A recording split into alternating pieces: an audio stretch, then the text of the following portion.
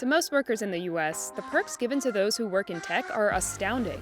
$2,000 to spend on a vacation anywhere in the world, $2,500 per year for student loans, $4,000 in baby cash for new parents. That on top of lavish offices decked out with in-house massage parlors, gyms, and cafeterias serving free restaurant-quality food. During the pandemic, in-office perks were replaced by money to furnish home offices, mental health days, and the freedom to work from home forever. In an industry fraught with competition for the brightest minds, perks have become a way to not only attract, but also retain top talent. The benefits and perks package alone, I would say probably was at least 40 or 50K. This on top of salaries that are multiple times higher than those of other industries. In 2019, the average tech salary in the US was $146,000. That's almost 3 times the median salary of public school workers, who made up the largest industry of workers in the country in 2021. But even those swanky office spaces, 6-figure salaries, and unlimited time off are not enough to keep some millennials from leaving their tech jobs. I expected kind of this perfect work environment, but it was ultimately still a big company with a lot of those same corporate problems that you get in a large company. Hi there, can you hear me? CNBC spoke to several people who left their lucrative tech jobs to ask them one question: why? Free team building trips to Hawaii and private concerts aside, the tech industry can be stressful. I'm curious, was there a moment for you when you started noticing that like some of the perks kind of start losing their luster? A lot of these companies have unlimited paid time off, which sounds amazing, right? But what happens in practice is a lot of people take less than you would otherwise. They serve dinner every day, but they serve it really late. So if you want the dinner, you got to stay at the office, So it's things like that where it's a good perk, right? But there's something about it that's like, it makes you work more. Aaron Jack landed a coveted job at Uber as a software engineer in 2018, after going through an intensive coding boot camp in San Francisco. I guess I never considered that you could even get into something like Uber or Google. I thought those were kind of like reserved for, really elite individuals. Jack says that Uber was the best job he ever had. But being a part of an industry that thrives on efficiency and innovation meant the pace could be unrelenting. It started out really great because I was new, I was just learning everything, right? But the longer I actually stayed, the more, the responsibilities kept kind of increasing on me because I became a critical member of my team. I felt kind of stuck because you get motivated to finish and you're like, oh, I'm stressed to meet this deadline. But then you're almost on a treadmill where you finish and then you just get a new project.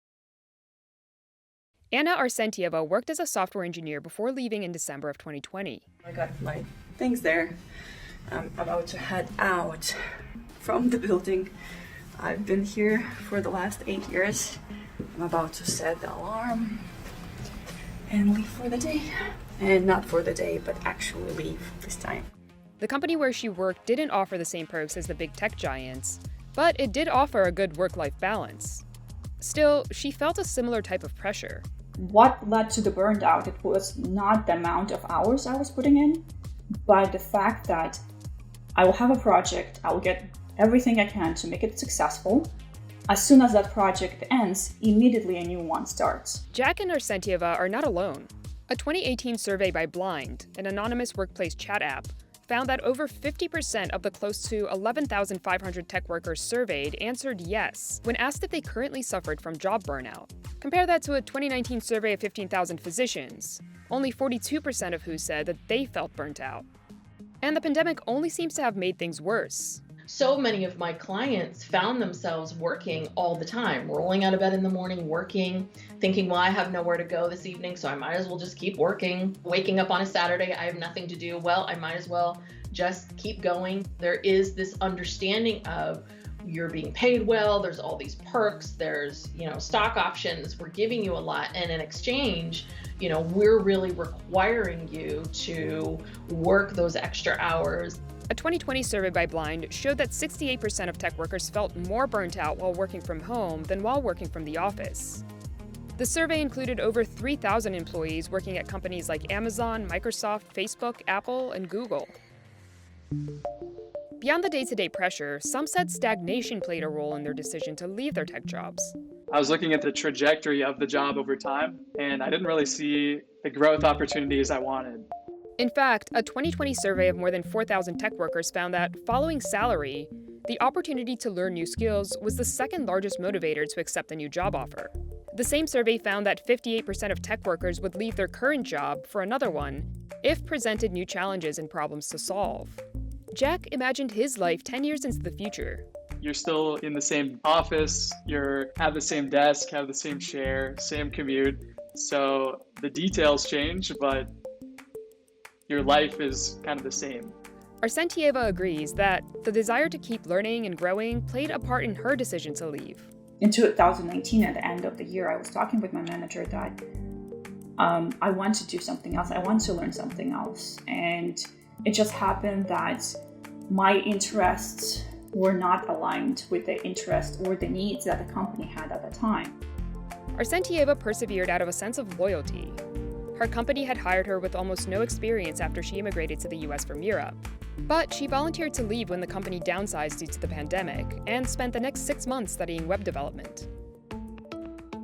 Claire Shapiro joined Google straight out of college and quickly began pulling in a six-figure salary. But after years in a number of different roles, she felt stuck in the tech bubble. I heard from so many other people that had other diverse experiences outside of Google, that you can't really fully appreciate Google or you can't really understand without having this kind of other context. It did feel like, well, wow, if I don't leave now, I could stay here for the rest of my life.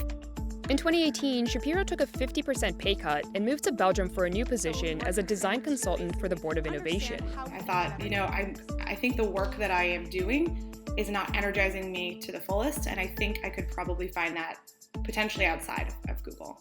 And I did. The tech industry is built on entrepreneurs, so it's no surprise that many of those who leave their tech jobs do so to start their own endeavors. That was the case with Morgan DeBon.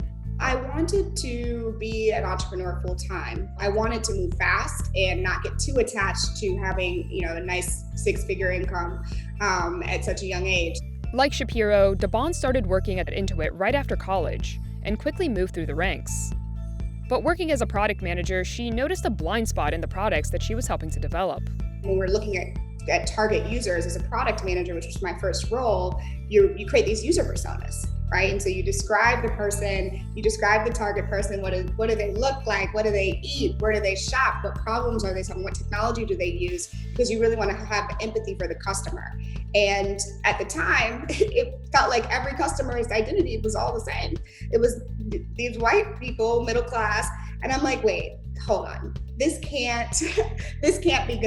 And there's clearly a disconnect here. DeBon says that she liked her job, but felt that she could make a bigger impact by founding her own company. I don't think that there's any tech company that's ever going to put the Black audience and the Black community and the Black customer base as their core demographic that they're solving for. In 2014, she launched Blavity, a media company geared towards Black millennials. Is there anything that tech could have done to keep you specifically in tech? I don't know that there's anything that could have kept me in working at a big tech company. As a young Black woman, I didn't want to fight so many fights for the rest of my life. I think that I've made a lot more progress outside of a corporate entity and been able to push a lot more tech companies to be more diverse and empowered Black people to be in the technology industry and be more equipped to be able to influence these product decisions. Definitely more than I could have been as being a group director or a VP at one of these tech companies. Jack and Shapiro have also struck out on their own. I actually spent the better part of 6 months developing my own kind of better coding bootcamp, Freemote, the freelance developer bootcamp, that solved a lot of the problems of the bootcamp I went to. Although Shapiro still works on some projects with the Board of Innovation, she has also found her calling as a freelance product and business design consultant. Right now I'm making less than I made at Google, but that's partially by design. I really am prioritizing not as much the salary side and more of the work-life balance and having experience side of it. In an industry as competitive as tech, top talent is crucial, and those who leave are doggedly pursued to return. Google does an excellent job of maintaining connection with people that leave. I had a dedicated recruiter that I could call at any time, that checked in with me once a year, asked me how my job was going, asked me what I was doing. You know, I get recruited still to come back into a big tech company, and I always just like, it makes me happy because I'm like, yes, keep trying to get me back into the system, but I'm busy. If you didn't have this grand vision, do you think that you would have left tech? No, I don't think that I would have left tech if I didn't have a vision or didn't have an internal purpose that was driving me. And going back is certainly tempting. For me, I don't think that I would go back unless the sort of structure and the roles that I would want to have kind of came into Google. So who knows? If Google and I meet again, I won't be mad about it. After a 6-month hiatus, Arsentieva got another tech job, this time as a software engineering manager at a company that helps match customers with car and health insurance. Do you feel like you are less burnt out from this job? Honestly, no.